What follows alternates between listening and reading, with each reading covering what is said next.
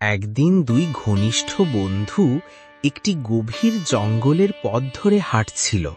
তারা একে অপরকে বলছিল, যাই হয়ে যাক, আমরা সব সময় একসাথে থাকব, সুখে দুঃখে পাশে থাকব।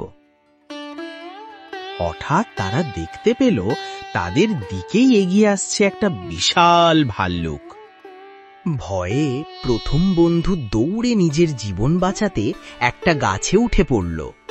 দ্বিতীয় বন্ধু গাছে উঠতে পারল না, কিন্তু এক্ষুনি কিছু না করলে যে ভাল্লুক তাকে খেয়ে ফেলবে। সে জানত ভাল্লুক সাধারণত মৃত প্রাণীদের আক্রমণ করে না, তাই সে বুদ্ধি করে মাটিতে শুয়ে পড়ল এবং মৃত মানুষের মতো পড়ে রইল। ভাল্লুক তার কাছে এলো, মুখের কাছে মুখ এনে ঘ্রাণ শুঁকল। তাকে মৃত ভেবে আক্রমণ না করে চলে গেল।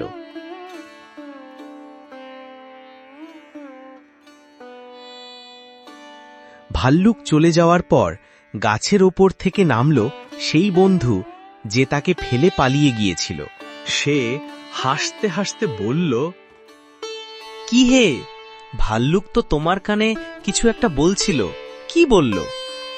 বন্ধুটি গম্ভীর মুখে বলল, ভাল্লুক বলেছে, যে সঙ্গী তোমার বিপদের সময় পাশে থাকে না, সে তোমার প্রকৃত সঙ্গী নয়। এই বলে সে ভিন্ন পথে চলে গেল।